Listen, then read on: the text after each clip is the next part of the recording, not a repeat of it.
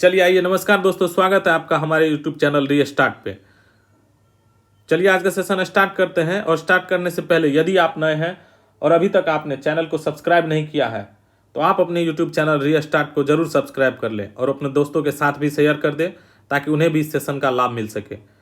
तो देखिए आज का जो सेशन होने वाला है, विश्व के प्रमुख धर्म इनसे संबंधित जितना भी एग्जाम में पूछा गया है प्रश्न, उन सभी प्रश्नों का विश्लेषण करते हैं। चलिए पहला प्रश्न की ओर चलते हैं और देखते हैं क्या क्वेश्चन सब कैसा कैसा एग्जाम में पूछा गया है। उन सभी प्रश्नों का क्या करेंगे, डिस्कशन करेंगे इस वीडियो में। तो आइए देर न करते हुए क्या करते हैं, सेशन स्टार्ट करते हैं।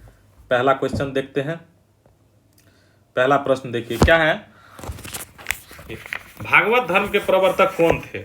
तो भागवत धर्म के प्रवर्तक कौन थे? जनक है, बादरायण है, कृष्ण है, याज्ञवल्क्य है। तो सभी लोग जानते होंगे कि भागवत धर्म के प्रवर्तक कौन है। भागवत धर्म के प्रवर्तक आपको श्री कृष्ण है।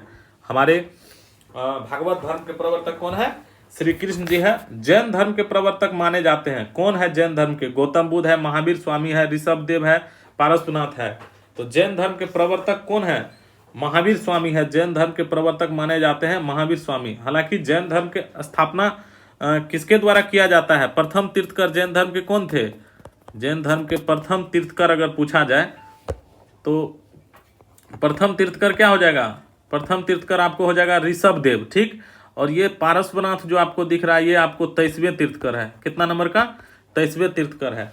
जैन धर्म के जो धार्मिक गुरु सब रहे हैं उसको तीर्थकर कहा जाता है। तो जैन धर्म के ये महावीर स्वामी आपको 24वें तीर्थकर थे। ठीक। 23वें हो गया पारसनाथ, प्रथम तीर्थकर कौन थे? ऋषभदेव।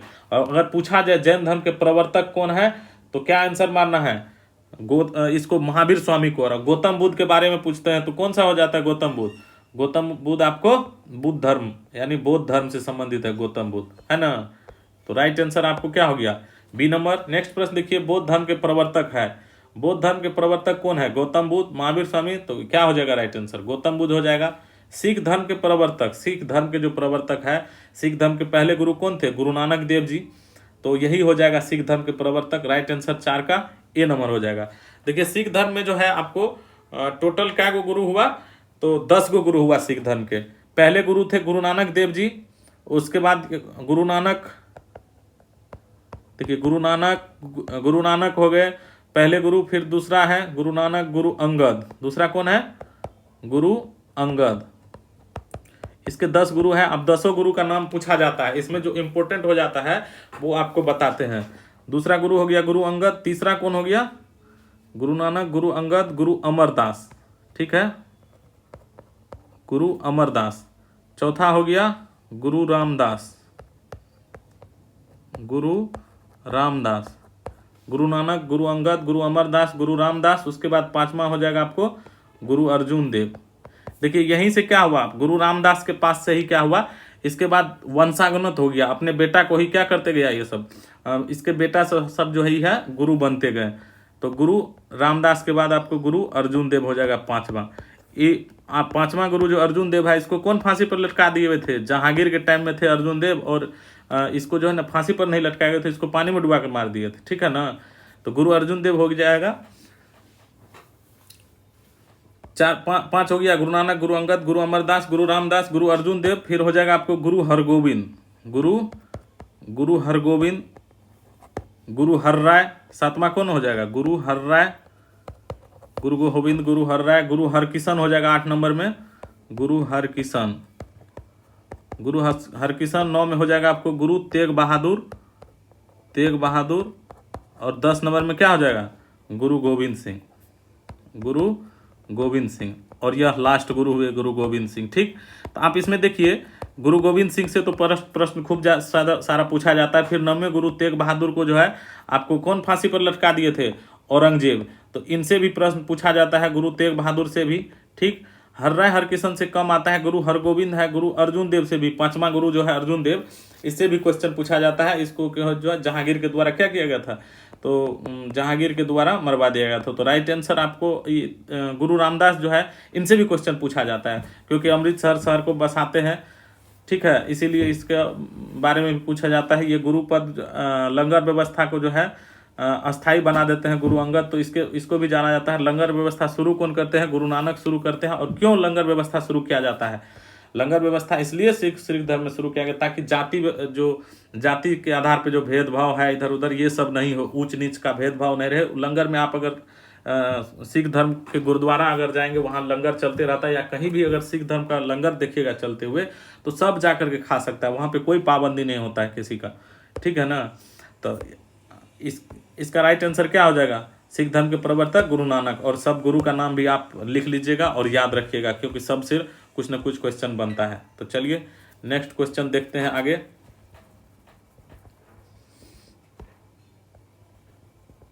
आइए नेक्स्ट क्वेश्चन क्या है? पारसी धर्म के संस्थापक, पारसी धर्म के संस्थापक पूछा जा रहा है। पारसी धर्म के संस्थापक है लाओ त्से, कुंफूस, जोरस्टर है। जोरस्टर तो नहीं होता है। पारसी धर्म के संस्थापक कौन होता है? जरथुष्ट ईरानी होता है, जरथुष्ट ईरानी। यहाँ पे नहीं है तो जरथुष्ट ईरानी आप याद रख सकते हैं। पारसी धर्म के संस्थापक हो जाएंगे जरथुष्ट। शिंतो धर्म किसके अनुयायियों का धर्म है? आउत्सो है, कुंफूसु है, जोरोस्टर है, मिकादो। तो शिंतो धर्म जो है वो आपको हो जाएगा मिकादो धर्म का क्या है? अनुयायी है। शिंतो धर्म किसके अनुयायियों का धर्म है? तो मिकादो धर्म के अनुयायियों का धर्म है। कन्फ्यूशियस धर्म के संस्थापक कौन है? तो देखिए कन्फ्यूशियस धर्म के संस्थापक आपको कुंगफूसु, क्या हो जाएगा? कुंगफूसु, याद रखिएगा। नेक्स्ट क्वेश्चन देखिए। और ये जो जोरोस्टर है आपको, जोरोस्टर पारसी धर्म के हो जाता है ना, जोरोस्टर कहिए कि जरथुष्ट ईरानी कहिए, ठीक। ये मूसा जो है आपको यहूदी धर्म का संस्थापक हो जाता है। यहूदी धर्म का कौन हो जाता है? मूसा हो जाता है, तो याद रखिएगा। शंकराचार्य ने 4 मठों की स्थापना कहाँ की थी? तो 4 मठों की स्थापना, एक तो बद्रीनाथ, दूसरी पुरी में, हरिद्वार तो होगा नहीं, द्वारका है, श्रृंगेरी है, पुरी है, बद्रीनाथ। राइट आंसर हो जाएगा सी नंबर, बद्रीनाथ, पुरी, श्रृंगेरी, द्वारिका। चारों जगह पे क्या किए थे? 4 मठ की स्थापना किए थे। एक और मठ इसके द्वारा स्थापित किया गया था, 5 साइड से घेरने के लिए भारत को। एक धर्म के प्रचार के लिए शंकराचार्य के द्वारा 4 मठों की स्थापना की गई। जैन धर्म के प्रथम तीर्थकर थे, कौन थे प्रथम तीर्थकर? ऋषभ देव थे प्रथम तीर्थकर, और पारसनाथ 23वें नंबर के तीर्थकर थे, ठीक है। फिर नेमी है, इरेस्टनेमी है, 21वें नंबर का होता है क्या? इरेस्टनेमी हो जाता है। 22वें नंबर का हो जाता है आपको अजीतनाथ हो जाता है। 23वें नंबर का हो जाता है क्या? पारसनाथ हो जाता है। महावीर स्वामी क्या हो जाता है? 24वें नंबर का हो जाता है। 21वें नंबर का क्या होता है? अरिष्टनेमी होता है ना, अरिष्टनेमी, याद रखिएगा। ये सब भी पूछा जाता है, अरिष्टनेमी। और 22 नंबर का हो गया ये संभव अजीतनाथ, और 23 नंबर का क्या हो गया? पारसनाथ। तो राइट आंसर इसका जैन धर्म के पहले तीर्थकर के बारे में पूछा जा रहा है, तो ऋषभ देव। जैन तीर्थकरों के क्रम में अंतिम कौन थे? तो जो अंतिम थे महावीर स्वामी, 24वें तीर्थकर, यही हो जाएगा राइट आंसर। इसको सी नंबर हो जाएगा इसका। जैन मतानुसार उनके अंतिम से एक पहले तीर्थकर, यानी 23 से 23 नंबर का पूछा जा रहा है, तो अंतिम से 23 नंबर पारसनाथ हो जाएगा आपको राइट आंसर। ये 12 देखिए, जैन धर्म के 24वें तीर्थकर में अंतिम कौन थे? 24वें कौन थे? महावीर स्वामी हो जाएगा। जैन धर्म का वास्तविक संस्थापक किसे माना जाता है? पारसनाथ, ऋषभ देव, नेमिनाथ या महावीर? तो जैन धर्म का जो वास्तविक संस्थापक है महावीर स्वामी के द्वारा जैन धर्म को सबसे ज्यादा प्रसारित किया गया, तो वास्तविक संस्थापक आपको महावीर को माना जाता है। और इसी के द्वारा है ब्रह्मचर्य को भी जोड़ा गया था उसमें। 4 सिद्धांत में 1 सिद्धांत और जोड़ दिया गया, 5 सिद्धांत हो गया जैन धर्म के, ठीक। भरहुत भूमि संबंधित है किससे? जैन धर्म, बौद्ध धर्म, हिंदू धर्म, इस्लाम धर्म। भरहुत भूमि जो है यह आपको संबंधित है किससे? बौद्ध धर्म से संबंधित है भरहुत भूमि। राइट आंसर हो जाएगा बी नंबर। नेक्स्ट देखिए, लुम्बिनी एक धार्मिक स्थल है, तो लुम्बिनी किसके लिए जाना जाता है? बौद्धों के लिए जाना जाता है। नेपाल के कपिल वस्तु के लुम्बिनी नामक स्थान पर क्या हुआ था? गौतम बुद्ध का जन्म हुआ था, इसीलिए लुम्बिनी जाना जाता है। किस धर्म से संबंधित है? गौतम बुद्ध से संबंधित हुआ। नेक्स्ट प्रश्न देखिए, बौद्ध धर्म की किस एक शाखा में मंत्र, हठ योग, तांत्रिक आचारों की प्रधानता है? तो बौद्ध धर्म की कौन शाखा है? बौद्ध धर्म की 2 शाखा थी, एक तो हीनयान और दूसरा महायान। तो इसमें से किस शाखा में आपको मंत्र और हठ योग, तांत्रिक और के बारे में बात देखने को मिलता है? तो हीनयान ग्रंथ में हो जाएगा, ठीक है, हीनयान, ठीक। खालसा किस धर्म से संबंधित है? तो खालसा पंथ की स्थापना गुरु गोविंद सिंह के द्वारा किया गया था। और कब किया गया था खालसा पंथ की स्थापना? गुरु गोविंद सिंह के द्वारा, गुरु गोविंद सिंह के द्वारा किया गया था 1699 ईस्वी में। कब? 1699 ईस्वी। तो याद रखिएगा, आपको सिख धर्म हो जाएगा, सिख धर्म से संबंधित है गुरु गोविंद सिंह। सबसे लास्ट गुरु है, 10वें नंबर के गुरु है गुरु गोविंद सिंह, ठीक। चलिए 17 के बाद 18 नंबर देखते हैं। देखिए विश्व के धर्म से संबंधित जो है ना बहुत सारा एग्जाम में क्वेश्चन यहाँ से पूछा जाता है, तो आप सब जो है अच्छा से वीडियो को देखिए। सिखों के 10वें गुरु गोविंद सिंह किसके पुत्र थे? तो देखिए क्या बताए थे, गुरु रामदास के बाद जो है क्या हुआ, वंशावनोत बन गया था। तो गुरु तेग बहादुर आपको 9वें गुरु थे, तो 9वें गुरु के ही हो जाएंगे कौन, गुरु गोविंद सिंह हो जाएंगे पुत्र, क्योंकि वह 10वें गुरु थे खुद।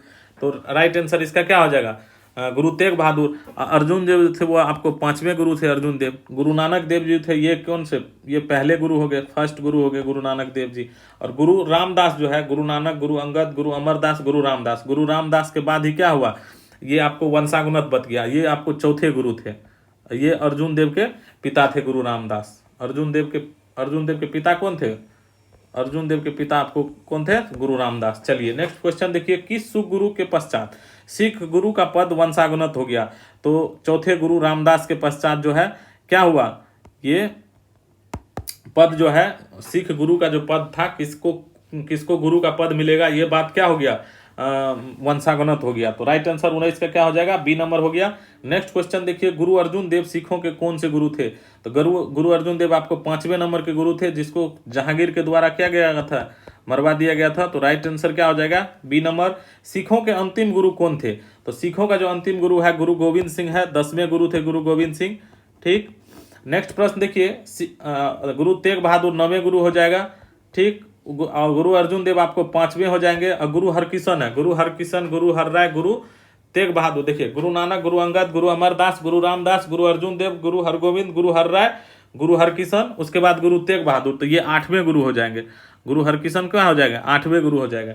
ठीक, सिखों के 10वें गुरु थे कौन, गुरु गोविंद सिंह हो जाएगा। राइट आंसर हो जाएगा आपको डी नंबर, 10वें गुरु। ठीक, नेक्स्ट प्रश्न देखिए, खालसा पंथ की नींव किस सिख गुरु ने डाली? तो आपको बता चुके हैं, खालसा पंथ की नींव 1699 ईस्वी में किसके द्वारा डाला गया था? सबसे लास्ट गुरु गुरु गोविंद सिंह के द्वारा, 10वें गुरु गुरु गोविंद सिंह के द्वारा। राइट आंसर डी हो जाएगा। किस सिख गुरु ने अमृत सरोवर, या जिसको अब अमृतसर के नाम से जानते हैं, नए नगर की स्थापना की थी? तो अमृत सरोवर की स्थापना या अमृतसर नगर की स्थापना किसके द्वारा किया गया था? गुरु रामदास के द्वारा। जिसके बाद क्या हुआ था, और बीबी भानी को जो दिया गया था जमीन अकबर के द्वारा, वहां पे क्या गया था, उसी पर जाकर के अमृतसर शहर को बसा दिया गया था। ठीक, अकबर के द्वारा दिया गया था। सिख गुरु ने हरमिंदर साहिब यानी स्वर्ण मंदिर की स्थापना की थी, किसके द्वारा स्वर्ण मंदिर की स्थापना किया गया था? तो 5वें गुरु अर्जुन देव के द्वारा जो है आपको स्वर्ण मंदिर, गोल्डन टेम्पल जो कहा जाता है, अमृतसर में है गोल्डन टेम्पल, किसके द्वारा? अर्जुन देव के द्वारा, जो 5वें गुरु हैं। ठीक, चलिए नेक्स्ट प्रश्न देखिए, 26 में है, किस सिख गुरु ने सिख धर्म को नया स्वरूप, नई शक्ति और नई ओजस्विता प्रदान की? कौन से सिख गुरु थे जिसके द्वारा सिख धर्म को नया स्वरूप, नई शक्ति और नई ओजस्विता प्रदान किया गया? गुरु रामदास है, गुरु अर्जुन देव है, गुरु हरगोविंद है, गुरु गोविंद सिंह है। तो क्या हो जाएगा इसका राइट आंसर, आप लोग बताइए इसका राइट आंसर क्या हो जाएगा? जो सबसे लास्ट गुरु थे उसी के द्वारा खालसा पंथ का स्थापना करने के बाद जो है क्या कर दिया गया, इसके द्वारा पांच लक्षण अनिवार्य कर दिए थे गुरु गोविंद सिंह के द्वारा। फिर सिंह लगाना, खालसाओं के नाम में सिंह लगाना, कोर लगाना महिलाओं के नाम में, ये सब बहुत सारे बात किए थे। कौन किए थे? गुरु गोविंद सिंह के द्वारा किया गया था। तो राइट आंसर हो जाएगा डी नंबर। चलिए नेक्स्ट प्रश्न देखते हैं, खालसाओं के 5 अनिवार्य लक्षण, 5 ककार किसने निर्धारित किए थे? तो गुरु गोविंद सिंह हो जाएगा राइट आंसर डी नंबर। और ये 5 कक्के जो है, 5 कक्के का मतलब क्या हुआ, 5 वो सामान रखते हैं। आप लोग देखिएगा, जो सिख धर्म के लोग हैं, जो आप सिख रखते हैं तो दाढ़ी उड़ी रखते होंगे, देखते हो, केस होता है, पहला हो गया केस। दूसरा देखिए कंघा होता है, उसके पास हमेशा रहता है केस, कंघा। तीसरा देखिए कच्छा, और कच्छा हो गया। हाथ में आपको देखने को मिलेगा कड़ा, और जो कड़ा जो पहनते हैं बलिया टाइप का। और 5 नंबर में आप देखिए किरपान, छोटा सा किरपान देखते होंगे, जो कि छुरी टाइप का होता है, वो अपना बगल में रखे रहते हैं सिख धर्म के लोग सब। तो ये जो है ना, गुरु गोविंद सिंह के द्वारा ये चारों आपको 5 चीज उसको अनिवार्य कर दिया गया सिख धर्म के लोग को रखने के लिए, और अभी भी वो लोग रखते हैं और उसी के अनुसार अभी भी चलते हैं। तो इसको हथियार नहीं माना जाता, ये जो किरपान आप देखते हैं इसको हथियार नहीं माना जाता, क्योंकि उसके धर्म से संबंधित है। ठीक है, तो चलिए नेक्स्ट प्रश्न देखते हैं, आइए इसको मिटा देते हैं। चलिए नेक्स्ट प्रश्न देखते हैं, कितना नंबर का हो जाएगा, खालसा लक्षण हो गया, ये 5 गुरु गोविंद सिंह हो गया। फिर 28 नंबर देखिए प्रश्न क्या है, पुरुष खालसाओं का सिंह तथा महिलाओं के कोर की उपाधि किसने दी। पुरुष के नाम के लास्ट में सिंह लगाना और महिलाओं में कोर लगाना, हरमीत कौर, सुजीत कौर, बहुत सारा नाम आप जानते होंगे महिलाओं में लगा हुआ रहता है, और बाद बाकी पुरुष के नाम में सिंह जो लगता है यह आपको गुरु गोविंद सिंह के द्वारा ही यह अभी किया गया था चालू। लास्ट देखिए 29 नंबर देखते हैं, किस सिख गुरु की हत्या मुस्लिम शासकों ने नदी में डुबोकर करवा दी थी। तो गुरु अर्जुन देव का जो हत्या ना जहांगीर के द्वारा क्या करवा दिया गया था, नदी में डुबोकर करवा दिया गया था। जाति प्रथा एवं छुआछूत को समाप्त करने के उद्देश्य से लंगर परंपरा की नींव किसने डाली। गुरु नानक देव जी, गुरु अंगद देव जी, गुरु अमरदास जी, गुरु रामदास जी। तो देखिए ये जो जाति प्रथा और छुआछूत को समाप्त करने के लिए गुरु नानक देव के द्वारा ही जो फर्स्ट गुरु जो था, प्रथम गुरु, इसी के द्वारा यह क्या किया गया था, लंगर व्यवस्था शुरू किया गया था। लेकिन सबसे उसके बाद गुरु अमरदास जो है इसको बहुत आगे तक लेकर के आए। तो राइट आंसर आपको हो जाएगा इसका ए नंबर। ठीक है, नेक्स्ट प्रश्न देखिए, मखलीपुत्र गोसाल किस धर्म के प्रवर्तक थे। तो मखलीपुत्र गोसाल जो है आपको लिंगायत धर्म है, आजीवक धर्म है, भागवत धर्म है, बौद्ध धर्म है। तो क्या हो जाएगा, बौद्ध धर्म के तो गौतम बुद्ध हो जाएंगे। ठीक, भागवत धर्म के तो आपको कृष्ण हो जाएंगे। ठीक है, लिंगायत धर्म के तो आपको वासव हो जाएंगे, है ना, लिंगायत धर्म का वासव हो जाएगा। तो आजीवक धर्म के कौन हो जाएगा, मुखलीपुत्र गोसाल हो जाएगा। राइट आंसर क्या हो जाएगा, 31 का ए नंबर हो जाएगा।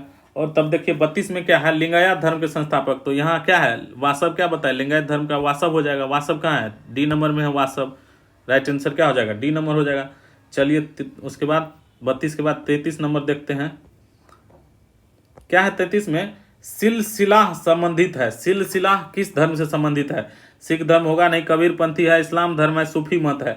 तो सिलसिला जो है आपको संबंधित है किससे, सूफी मत से संबंधित है सिलसिला। राइट आंसर हो जाएगा डी नंबर। सूफी संप्रदाय किस धर्म से विकसित हुआ है, तो इस्लाम धर्म से सूफी संप्रदाय विकसित हुआ है। यहूदी धर्म के संस्थापक कौन थे, यहूदी धर्म के संस्थापक आपको बता चुके हैं, पैगंबर मूसा हो जाएगा। राइट आंसर बी हो जाएगा। जरथुस्ट ईरानी जो है यह तो आपको पारसी धर्म के संस्थापक थे। ठीक, जीसस क्राइस्ट जो है यह आपको ईसाई धर्म से संबंधित है ना। और पैगंबर मोहम्मद तो ये हो जाएगा आपको, पैगंबर मोहम्मद किस धर्म से, मुस्लिम धर्म से ना, मुस्लिम वंश हो जाएगा पैगंबर मोहम्मद साहब। तो राइट आंसर हो जाएगा इसका क्या हो गया, यहूदी धर्म के पैगंबर मूसा। दीन इलाही धर्म किसने शुरू किया, तो आप लोग जानते हैं दीन इलाही धर्म किसके द्वारा, अकबर के द्वारा शुरू किया गया, और यह हिंदू धर्म से संबंधित है दीन इलाही, है ना। तो राइट आंसर हो जाएगा अकबर, सी नंबर। कीर्तन परंपरा का जन्मदाता किसे माना जाता है, मीराबाई है, चेतन है, सूरदास है, संत ज्ञानेश्वर है। तो कीर्तन परंपरा का जो जन्मदाता है वह आपको चैतन्य प्रभु को माना जाता है। नेक्स्ट प्रश्न देखिए, भारत में ईसाई धर्म का प्रचार सबसे पहले किसके द्वारा किया गया, तो सेंट थॉमस है, लॉर्ड क्लाइव है, Vasco da Gama, saint Cartier. Right answer इसका हो जाएगा सेंट थॉमस। ईसाई धर्म का जो पहले प्रचार प्रसार सर्वप्रथम किया वह सेंट थॉमस के द्वारा किया गया। ठीक, भारत में। जरथुस्ट धर्म है किसका, जरथुस्ट पारसियों का संस्थापक जरथुस्ट है, ईरानी थे, और जरथुस्ट धर्म है किससे संबंधित, पारसी से हो जाएगा। वैष्णव धर्म का मूलभूत सिद्धांत क्या है, वैष्णव धर्म का मूलभूत सिद्धांत आपको अवतारवाद हो जाएगा। राइट आंसर ए हो जाएगा। चिश्ती परंपरा के संस्थापक, चिश्ती परंपरा के संस्थापक मोइनुद्दीन चिश्ती हो जाएगा। राइट आंसर सी नंबर हो जाएगा। फिर देखिए, गुरु गोविंद सिंह द्वारा खालसा पंथ की स्थापना कब की गई थी, तो 1699 ईस्वी में खालसा पंथ की स्थापना की गई थी गुरु गोविंद सिंह के द्वारा। और ये 1707 ईस्वी दिया हुआ नांदेड़ महाराष्ट्र में थी। इसको तो इस गुरु गोविंद सिंह का यहाँ तो मृत्यु हो गया था, नांदेड़ महाराष्ट्र में, कहाँ है, महाराष्ट्र में। यहाँ पे तो गुरु गोविंद सिंह का मृत्यु हो गया था, है ना। नेक्स्ट प्रश्न देखिए, जैन धर्म का आधारभूत बिंदु क्या है, कर्म है, अहिंसा है, विराग है, निष्ठा है। तो अहिंसा हो जाएगा जैन धर्म का आधारभूत बिंदु। अहिंसा को जैन धर्म में बहुत सर्वोपरि माना गया है। तीर्थकर शब्द संबंधित है, तो जैन धर्म में 24 तीर्थकर हुए, तो किस धर्म से संबंधित हो जाएगा, जैन धर्म हो जाएगा। जो यहाँ है वह अन्यत्र भी है, जो यहाँ नहीं है वह कहीं नहीं है। कहने का मतलब जो यहाँ पर है वह हर जगह है, कहीं भी है, लेकिन जो यहाँ नहीं है वह आपको कहीं नहीं है। यह उक्ति किस ग्रंथ में कहा गया, यह जो उक्ति है आपको, यह हमारे महाभारत में देखने को मिलता है। जो यहाँ है वह अन्यत्र भी है, और जो यहाँ नहीं है कहीं नहीं है। यह बात महाभारत से लिया गया। तो 45 का राइट आंसर हो जाएगा क्या, बी नंबर हो जाएगा। 46 देखिए, तुम्हारा अधिकार कर्म पर है, तुम्हारा जो अधिकार है कर्म करने का है, फल की प्राप्ति का चिंता नहीं करना चाहिए, फल की प्राप्ति पर नहीं। यह निम्नलिखित में से किस ग्रंथ में कहा गया है? तो श्रीमद् भागवत में क्या कहा गया है? श्रीमद् भागवत में यह बात कहा गया कि तुम्हारा अधिकार सिर्फ कर्म पर है, फल की प्राप्ति पर नहीं। नेक्स्ट प्रश्न देखिए, जैन परंपरा के अनुसार जैन धर्म में कुल कितने तीर्थकर हुए थे? 24 तीर्थकर हुए और लास्ट तीर्थकर महावीर जी स्वामी थे। स्यादवाद किस धर्म का मूलाधार था? तो स्यादवाद जो है आपको वह हो जाएगा जैन धर्म का मूलाधार। राइट आंसर हो जाएगा बी नंबर। जैन धर्म के 5 व्रतों में सर्वाधिक महत्वपूर्ण व्रत क्या है? सर्वाधिक महत्वपूर्ण अगर देखा जाए तो अहिंसा है। तो राइट आंसर क्या हो जाएगा? 49 नंबर का हो जाएगा बी नंबर, अहिंसा हो जाएगा सबसे महत्वपूर्ण व्रत जैन धर्म में। जैन धर्म के तीर्थकर जो है पारसनाथ द्वारा प्रतिपादित 4 महाव्रतों में महावीर स्वामी ने 5वें व्रत के रूप में 4 गो व्रत जो कि पारसनाथ के द्वारा दिया गया था, ठीक है, 23वें तीर्थकर थे। उसके बाद 5वां महाव्रत महावीर स्वामी के द्वारा दिया गया। तो कौन सा दिया गया था? सत्य, असत्य, अपरिग्रह और अहिंसा, ये सब दिया गया था आपको पारसनाथ के द्वारा। ब्रह्मचर्य जोड़ा गया किसके द्वारा? महावीर के द्वारा। तो राइट आंसर हो जाएगा 50 का डी नंबर। महात्मा बुद्ध द्वारा गृह त्याग की घटना क्या कहलाती है? तो महात्मा बुद्ध के जो गृह त्याग की घटना है उसको महाभिनिष्क्रमण कहा जाता है। और ये जो आप धर्मचक्र प्रवर्तन देखते हैं, यह उपदेश जो दिए गांधी जी, कहते गांधी जी सॉरी महात्मा बुद्ध के द्वारा जो दिया गया उपदेश, उसे धर्मचक्र प्रवर्तन कहा गया। नेक्स्ट क्वेश्चन देखिए, महात्मा बुद्ध द्वारा दिए गए प्रथम उपदेश को क्या कहा जाता है? तो पहला जो उपदेश महात्मा बुद्ध के द्वारा दिया गया उसे धर्मचक्र प्रवर्तन कहा गया। नेक्स्ट देखिए, बौद्ध धर्म में स्तूप किसका प्रतीक है? तो बौद्ध धर्म में जो स्तूप है समझिए उसके बौद्ध धर्म में मृत्यु का प्रतीक हो जाता है महापरिनिर्वाण। तो राइट आंसर क्या हो गया? सी नंबर, महापरिनिर्वाण। उसको समझिए उसका क्या हो गया? मोक्ष की प्राप्ति हो गया एक तरह से। बौद्ध धर्म में स्तूप किसका प्रतीक है? तो महापरिनिर्वाण का। नेक्स्ट क्वेश्चन देखिए, आइए देखते हैं कितना नंबर? 54 नंबर। अगर आप लोगों को सेशन अच्छा लगता है तो कमेंट बॉक्स में जरूर बताइए कि कैसा सेशन है। चलिए, हिंदू धर्म का आधार ग्रंथ क्या है? वेद है, उपनिषद, तो वेद ही हो जाएगा। हिंदू धर्म का आधार ग्रंथ क्या है? वेद है। वेदों की संख्या कितनी है? वेदों की संख्या आपको जानते हैं कि 4 है। ऋग्वेद, सामवेद, यजुर्वेद। कौन कौन वेद है? ऋग्वेद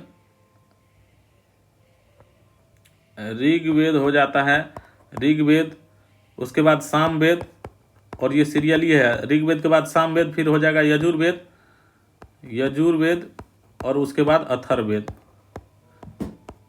ठीक है, चलिए नेक्स्ट प्रश्न देखिए क्या है। किस वेद, 4 वेद हो गया, किस वेद का कुछ अंश गद्य में लिखा गया है? ठीक है, गद्य में लिखा गया पूछा जा रहा है। तो गद्य में लिखा गया, देखिए गद्य और पद्य दोनों में वर्णन है यजुर्वेद का। किसका? इसका गद्य और पद्य, गद्य एवं पद्य वाला वेद अगर पूछे तो क्या मानना है? यजुर्वेद मानना है। ठीक, राइट आंसर हो जाएगा सी नंबर। सबसे प्राचीन वेद कौन सा है? ऋग्वेद है, सामवेद है, यजुर्वेद है, अथर्ववेद है। तो सबसे प्राचीन वेद हो जाएगा आपको ऋग्वेद। राइट आंसर ये हो जाएगा। फिर देखिए, वेद त्रयी के अंतर्गत निम्नलिखित में से किसको शामिल किया जाता है? ऋग्वेद, सामवेद, यजुर्वेद, तीनों को ही जो है आपको शामिल किया जाता है वेद त्रयी। ऋग्वेद, यजुर्वेद, सामवेद। ठीक, ऋग्वेद, सामवेद, यजुर्वेद। गायत्री मंत्र किस ग्रंथ में शामिल है? गायत्री, इसका थोड़ा सा क्वालिटी गड़बड़ है ना। गायत्री मंत्र किस ग्रंथ में शामिल है? तो गायत्री मंत्र आपको ऋग्वेद में शामिल है। ए नंबर हो जाएगा राइट आंसर। निम्नलिखित में से किसका संकलन ऋग्वेद पर आधारित है? ऋग्वेद है, सामवेद है, यजुर्वेद है, अथर्ववेद है। तो सामवेद का जो संकलन है वह ऋग्वेद पर आधारित है। तो राइट आंसर हो जाएगा बी नंबर। और सामवेद में संगीत से संबंधित वेद कौन सा हो जाता है? सांगवेद हो जाता है आपको, संगीत से संबंधित वेद। ठीक, यजुर्वेद में जो है ना आपको, यजुर्वेद में किस चीज का वर्णन देखने को मिलता है? गद्य और पद दोनों में वर्णन देखने को मिलता है। और इसमें जो है पूजा पाठ इधर उधर का वर्णन देखने को मिलता है। अथर्ववेद जादू टोना वाला अगर वेद का बात करें तो जादू टोना हो जाएगा अथर्ववेद। निम्नलिखित 4 वेदों में से किस एक में जादू, माई और वशीकरण है ना, जादू टोना, साप, वशीकरण, इस सब का वर्णन आपको कहाँ हो जाएगा? सबसे लास्ट वाला वेद हो जाएगा अथर्ववेद। सी नंबर हो जाएगा राइट आंसर। सर्वप्रथम शूद्र की चर्चा किस धार्मिक ग्रंथ में मिली है? तो शूद्र की चर्चा सर्वप्रथम आपको ऋग्वेद में देखने को मिला। ब्राह्मण, क्षत्रिय, वैश्य, शूद्र, ये सब जो निकला हुआ है ये आपको इस सब का वर्णन किसमें है? ऋग्वेद में है। चलिए नेक्स्ट प्रश्न देखते हैं। एकमात्र वेद जो गद्य एवं पद्य दोनों में लिखा गया है, तो यजुर्वेद जो है गद्य और पद्य दोनों में लिखा गया है। सबसे प्राचीन वैदिक साहित्य कौन सा है? सबसे प्राचीन वैदिक साहित्य आपको ऋग्वेद हो जाएगा। राइट आंसर ए, और ये नहीं बी। और अस्तो मां सदगमय सुक्ति कहाँ से ली गई है? अस्तो माँ सदगमय जो है यह आपको ऋग्वेद से ली गई है, राइट आंसर हो जाएगा 65 का ए नंबर हो जाएगा। 66 में देखिए किस वैदिक ग्रंथ में यज्ञ कर्मकांड संबंधित बातें, यज्ञ से संबंधित वेद हो जाएगा यजुर्वेद हो जाएगा, बी नंबर हो जाएगा राइट आंसर, है ना। चलिए नेक्स्ट प्रश्न देखते हैं 67, किस वैदिक ग्रंथ में मंत्रों और देवताओं को प्रार्थना का संग्रह है। मंत्र और देवताओं की प्रार्थना जो करते हैं ये सब जो संग्रह किया गया है किस वेद में किया गया है, तो ऋग्वेद में किया गया है मंत्र और देवता का प्रार्थना का संग्रह। किस वैदिक ग्रंथ में जादू टोना का वर्णन है, जादू टोना लास्ट वाला वेद अथर्ववेद। ऋग्वेद में कुल कितने मंडल है, तो ऋग्वेद में कुल 10 मंडल है और 1028 सूक्त है, ठीक है, वाल्खिल पाठ के सहित जो है 1028 सूक्त हो जाएगा। ऋग्वेद में सूक्तों की संख्या 1028 हो जाएगा। फिर देखिए आयु वृद्धि अर्थात जीवन विज्ञान का उल्लेख सर्वप्रथम कहाँ मिलता है, तो जीवन विज्ञान का जो उल्लेख है वह आपको सबसे लास्ट वाला वेद अथर्ववेद में मिलता है। उपनिषदों में मुख्य विवेचित है, उपनिषद किससे संबंधित है, दर्शन से संबंधित है, दर्शन शास्त्र हो जाएगा राइट आंसर। उपनिषद पुस्तकें हैं किस चीज का, दर्शन पर पुस्तक लिखा गया उपनिषद। प्रमुख उपनिषदों की संख्या कितने हैं, प्रमुख उपनिषद 12 गो उपनिषद है प्रमुख। नचिकेता और यम के बीच जो संवाद किया गया है वह किस उपनिषद में उल्लेखित है, तो कठोप उपनिषद में आपको नचिकेता और यम के बीच के प्रसिद्ध जो संवाद है उसका वर्णन किया गया है कठोप उपनिषद। महात्मा बुद्ध के पंचशील सिद्धांत का उल्लेख किस उपनिषद में देखने को मिलता है, तो महात्मा बुद्ध का जो पंचशील सिद्धांत है इसका जो उल्लेख है छांदोग्य उपनिषद हो जाएगा, राइट आंसर क्या हो जाएगा, छांदोग्य उपनिषद ए नंबर हो जाएगा। तो देखिए आपको अभी 76 नंबर तक हुआ है, लगभग इसमें 180 के आसपास प्रश्न है विश्व के धर्म से संबंधित। तो आपको नेक्स्ट वीडियो में और अगला पार्ट देखने को मिलेगा। तो अगर आप अभी तक चैनल को सब्सक्राइब नहीं किया है तो आप अपने चैनल को सब्सक्राइब कर लीजिए, क्योंकि इसी तरह का आपको बेहतरीन क्वेश्चन का डिस्कशन इस वीडियो में देखते रहने को मिलेगा, और अपने दोस्तों के साथ शेयर करना नहीं भूले। चलिए वीडियो को यहीं समाप्त करते हैं। जय हिंद जय भारत।